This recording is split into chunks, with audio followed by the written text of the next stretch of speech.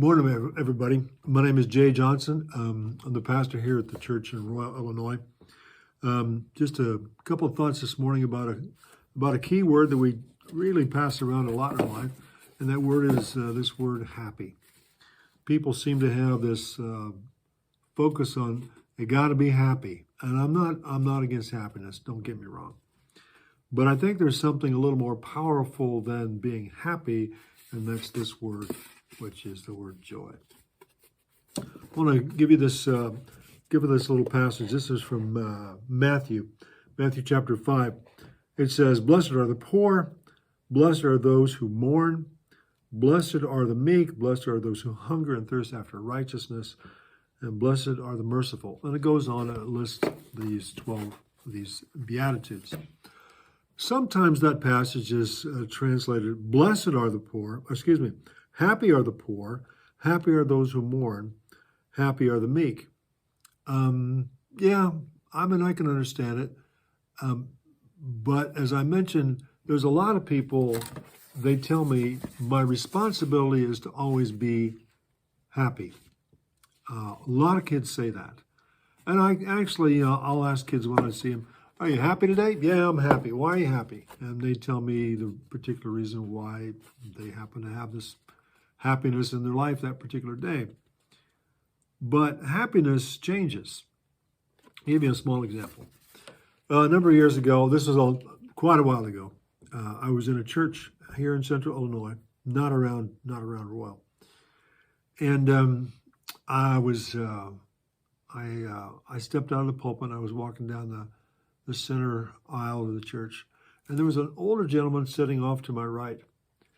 And I said, "Excuse me, sir, you mind if I just ask you a question?" "No," he says, "Go ahead." And I said, "What year did you graduate from high school?" He said, 1934, 37, long time ago. I said, "When you were in high school, what made you happy?" And as he sat there, his wife was next to him, and he moved his hand over quietly. Nobody saw it except me. And he touched his wife's hand.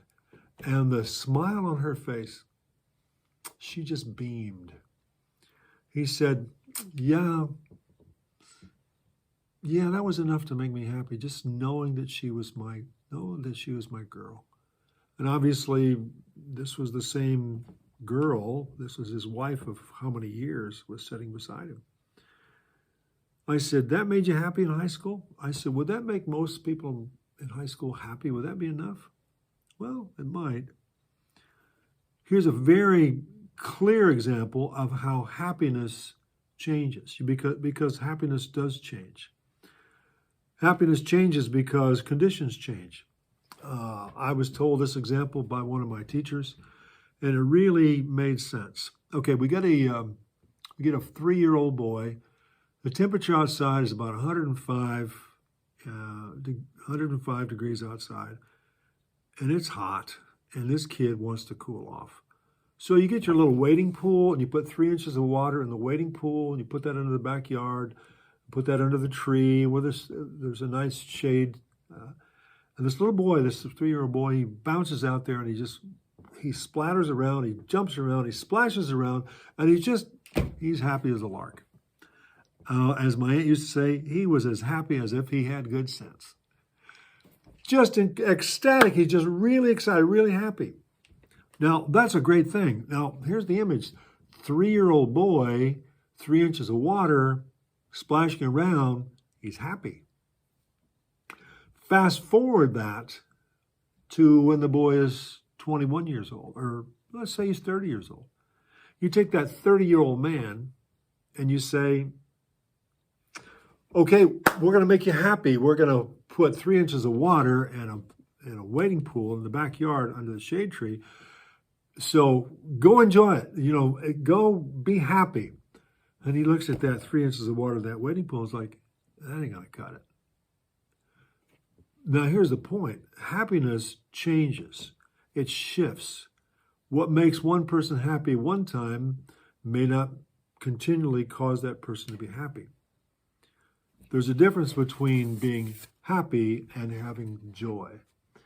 And here's another very vivid example that a friend of mine that I met, she told me about.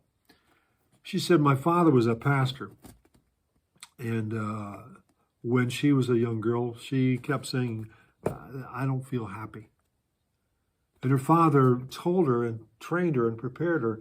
And he said, I want you to be a good girl. And she said, well, I don't want to be good. I want to be happy. And then he wisely said, and I've always appreciated the memory of this being said to me is really strong.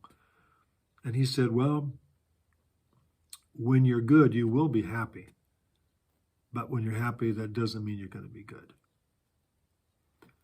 I'll repeat that again. When you're good, you will be happy.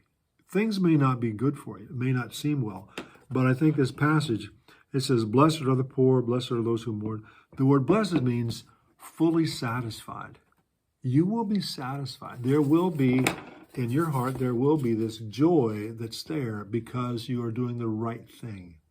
And when you do the right thing, there is always this sense of joy. And you will probably be happy. You will probably smile and laugh and that sort of thing. But your goal is not to smile and laugh. Your joy is to be good so that you can have joy. Your goal is to be good so that you can have joy.